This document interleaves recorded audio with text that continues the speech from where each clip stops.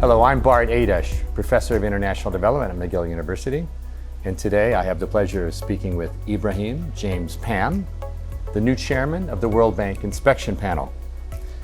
Ibrahim is a highly accomplished international lawyer, analyst, and investigator with decades of experience in oversight, accountability, and justice for mass crimes, human rights abuses, and financial misconduct. In January of 2023, Ibrahim joined the inspection panel, and very recently, in November 2024, he became the chairman of the panel. In this interview, we'll discuss his experience with the panel over the past nearly 2 years, as well as his future plans as its new chair. Ibrahim, welcome. Thank you, Bart. Let me start out by asking you, what have been your key insights and lessons since joining the panel in January of 2023? Well, Bart, thanks for the introduction. My insights have been mainly about understanding the bank, the World Bank, better from the inside, experiencing what this institution does and what it's done for 8 decades, but also getting an understanding of the scale of development financing that the World Bank provides and of its impacts. Going last year in 2023, financial year, from about $73 billion of development financing, and financial year 2024 so far, it's been $117 billion. That's a significant amount of development financing that the bank does, and also a lot of good that it does around the world. But I think working with the inspection panel really has been the highlight of my experience these last 2 years, being the leading accountability mechanism in the world amongst the multilateral development banks, and seeing how this accountability mechanism works to deliver redress and to deliver impacts for affected communities. I mentioned a few of the functional areas and areas of expertise that you have brought to the panel. The World Bank itself is a very big, complex institution, but you've worked for some other important organizations. Can you mention a couple of them? Yes, indeed. Well, I have worked at the national level in human rights in Nigeria, and also with the Anti-Corruption Commission, which I was the first chief legal officer, involved in drafting international legal instruments, the African Union Convention on Preventing and Combating Corruption, as well as the UN Convention Against Corruption, in both of which I was chief legal officer for Nigeria. But then I've worked internationally as well with the International Criminal Court in the Office of the Prosecutor. I worked as an investigator and an analyst, primarily on 3 situations which I was assigned to.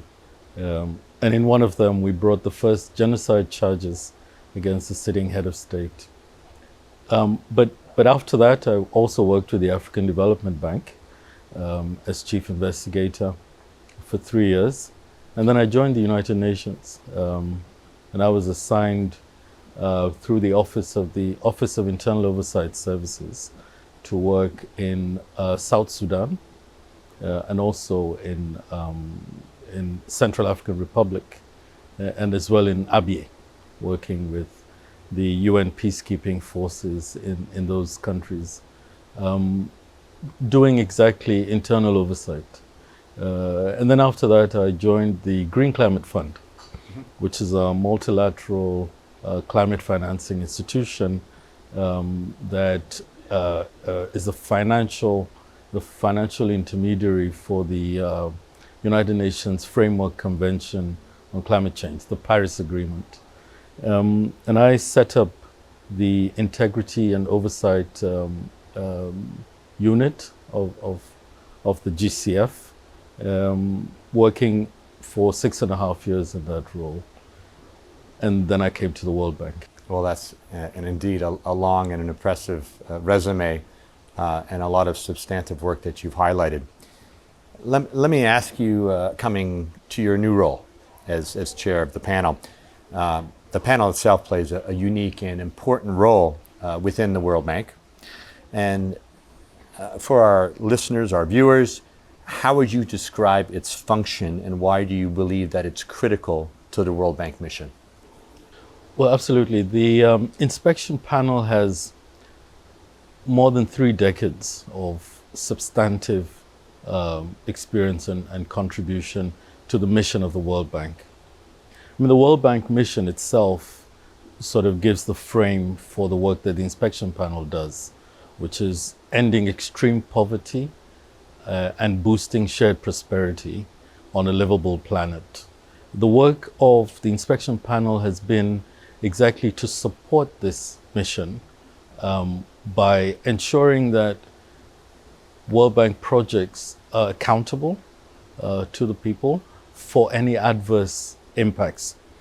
I mean, you'd imagine, of course, the World Bank working across different countries in very many projects, despite the good intentions and despite the hard work of staff, and with a comprehensive set of environmental and social policies, there still are some projects that could result in unintended adverse consequences. And that's exactly where the inspection panel fits, to ensure development effectiveness by addressing those exact failures in compliance of World Bank policies. And you would appreciate that the bank itself does a lot of work to forestall or to safeguard against these occurrences. But where they do happen, that's where the panel steps in. It's very important work indeed. How has your experience promoting human rights, tackling financial crimes, and performing integrity oversight informed your work on the panel thus far? Well, I see an interrelationship between human rights, financial crimes, and accountability. I think these 3 domains interact in a way that suggests a comprehensive approach to dealing with them. And that's why many institutions, public international institutions, have a multi-layered internal control system that incorporates elements of each of these. And so my experience in dealing in these 3 different domains of human rights, financial crimes, and accountability prepares me properly for delivering on the mandate of the inspection panel. Now, as you dig into your new role as the panel chair, what are some of your priorities or intended areas of focus? So the first one I would say would be to uphold the legacy of the inspection panel and its 31 years of diligent and competent work. And that focused on exactly the intended beneficiaries of World Bank financing, the vulnerable and the voiceless, ensuring that the World Bank's credible mission is not tainted with adverse impacts, particularly within the current context of expanding global partnerships, of co-financing, of creating new instruments for delivering on World Bank projects, of mutual reliance, and the trend towards harmonizing the work of multilateral development banks across the world. This is really an important time for ensuring that the accountability function, which is essential to development effectiveness, is properly strengthened, is reinvigorated, and works even better for the communities, but also for the bank. Can you share an example of a particularly impactful case during your tenure to date and what it taught you about the importance of accountability? Right. So I will make reference to two cases which I think for me, exemplify the work that we do, especially because the inspection panel works along a wide spectrum of cases, not only environmental and social, but also in terms of impact, in terms of sophistication and complexity. And this means, that we have a very rich variety of work that we do. But as I mentioned these cases, just to put it in context, that the grievance redress service that the bank offers, which is at the level of management, deals with, I think the last year would have been around over 500 cases for the last reporting year. And so what comes to the inspection panel really is a small percentage of problem projects, so to speak, where there are adverse impacts. But I think I'll mention two cases which are on the website of the inspection panel and therefore open to public view. The first one is the Santa Cruz Economic Corridor project in Bolivia, which is an important road that links right across the Santa Cruz region of Bolivia, opening up the area for economic activity, easing transportation and delivering on the economic mandate of the Bolivian government. But this road passes as well through indigenous territory of the Chiquitano. And for reasons of the failure to comply with some of the operational policies of the bank relating to environmental assessment, but also to cultural values and consultation with indigenous people, there have been some adverse impacts, which have actually been quite significant, affecting access to water, affecting the degradation of the environment through certain contractual practices, but also increasing safety risks on the road. And that was quite a significant investigation that has resulted in fact-finding that supports the implementation of a remedial plan by management. But the other one is totally on the different end of the spectrum, which is a case that we received from Nigeria, my home country, where there were 3 requesters who were really indigent people who had no access, who had very little voice, and their homes were flooded by the negligence of the contractor who was providing a canalization project for flood prevention and had blocked one of the drains, even though they had brought it to his attention. And overnight rains caused the flooding of their residences, and they lost all of their property, which is, very significant damage.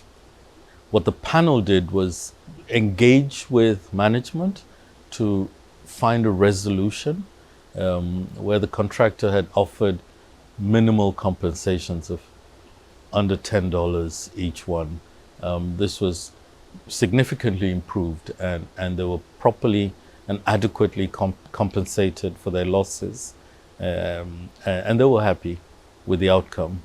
And this was all done within 2 months or 3 months. And we had proper remedy in that case, which I think is a significant outcome for the people, but also for the bank. Those are fascinating cases, Ibrahim. How do you envision the possible evolution of the panel's role within a changing World Bank, particularly in addressing the complexities of global development in a world currently buffeted by conflict and disruption? So the World Bank has developed an evolution roadmap, which is in part in response to the evolving global political and economic situation.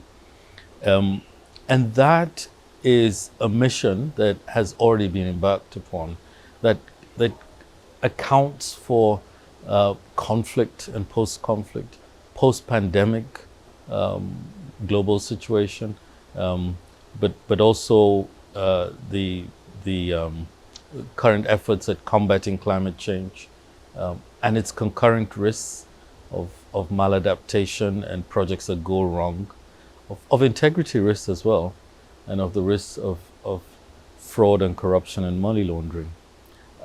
I think all this presents a significant challenge for the execution of the mandate of the bank, but also raises the bar for the accountability mechanism and its function.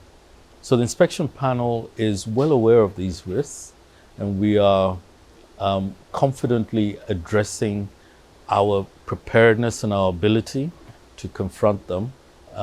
We certainly are looking very much to implementing in our work the new environmental and social standards of the bank. And we're aware of the increasing risks of the new financing instruments, the challenges of harmonization, and how we develop mutual reliance going forward.